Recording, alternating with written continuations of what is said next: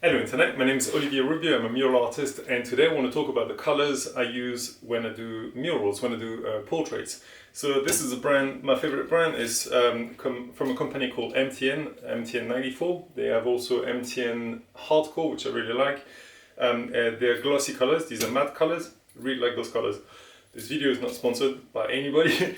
But I just wanted to share these colors because I've done a similar video to that in the past, and my colors have changed over the years, and recently I did a portrait a few days ago, I think last week, and I realized my colors were not quite right, so I went back to the shop, went back to the drawing board, and then picked up the right colors. But I just want to explain how I use my colors and why I chose those colors. So when I paint, I overlap the colors a lot. I don't tend to put this color where it needs to be, then this color. I sort of use the same colors and then overlap a bit. When I started my career, I used to have I've pretty much always painted with this. I used to use Montana Gold, but I prefer this one.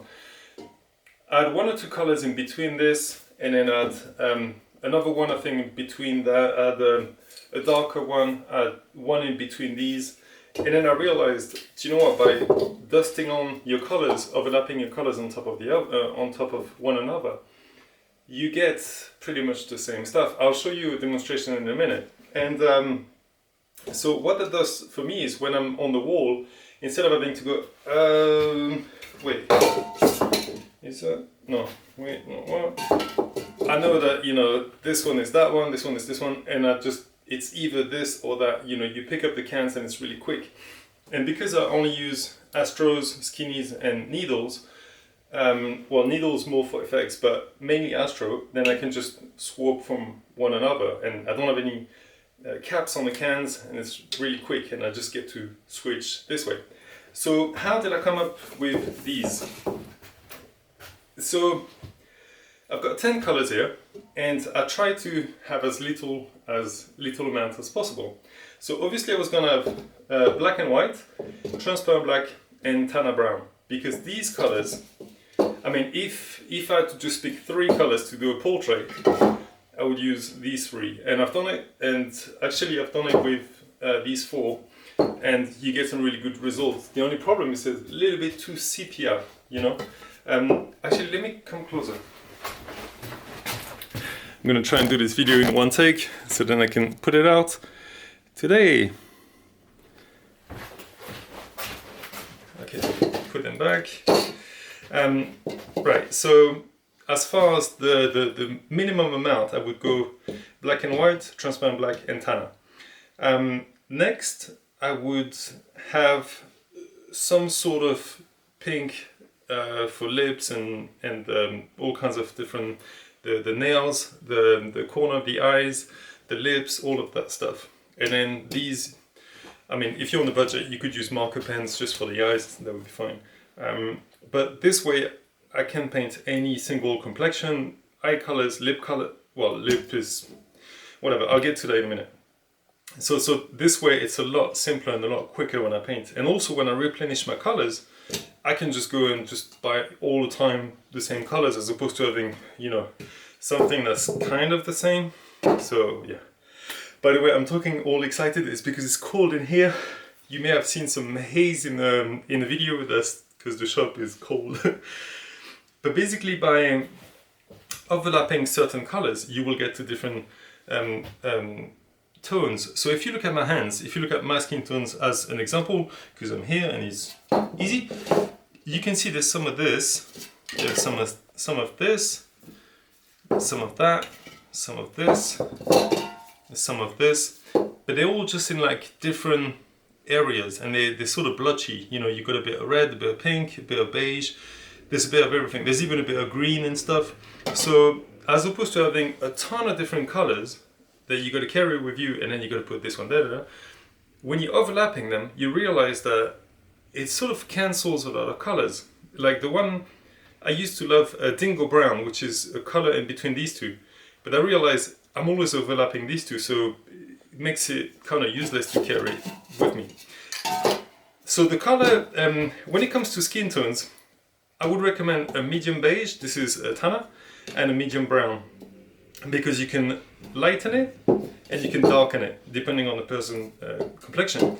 If there's a bit of a pink hue, you can put this, but these colors are the ones that give me the most grief. So for the lips, it's so difficult to get it right, and like the best color for lips would be one in between, which I can't find. Montana Gold has a color called Lip, and it's kind of like towards this side, but it's not quite right either. It's very close, but it's not quite right.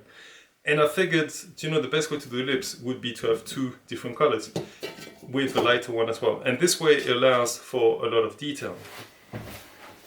So let me just pan, and I'm going to show you an example. I was working on a wall, so it's a bit messy. I'm working on some feature walls at the moment, so please don't mind the background. Okay, so as the control color, I'm going to use one of my favorite that I've used a lot over the years. It's one of the newer color. Let me make this a bit brighter actually. Okay. So this is chocolate brown. It's I really like it for the dark of the hair, the eyebrows, certain features. It's really good color. But that means I've got to carry one more color. Now what I can do is use bean brown and either use transparent black, which is not going to be enough to be the same as this one. I will show you what it looks like, but that's more for a more subtle, different color of that variance. You can see you can get nice blends with this, with transparent black. And if you want to get exactly to this color, you get some black.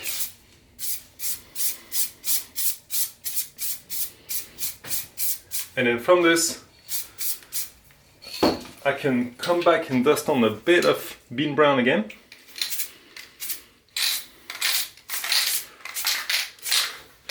And there we have it. So, is it exactly the same color? No. Does it matter? Not really. And the thing I really like as well, I hope the camera can see this. Yes. This is what I sometimes do with the red needle, is to stand about a meter away to get this kind of dots effect. Because if you, one second, let me just paint this again. So if you're just using one color, that's gonna be just like that. So there's no different different tones. It's just flat, as opposed to this, which has a bit of light beige, dark brown, black. There's all sorts of different things in there. So that's a lot more realistic. And okay, let me pan back out. Look, you can see some haze. That's cold. That's the cold in the shop. This is crazy. All right, let me put this back here. So this is why I like painting with just a few colors, because it's a blessing in itself. Having less colors means that you have to overlap certain colors to get to another one.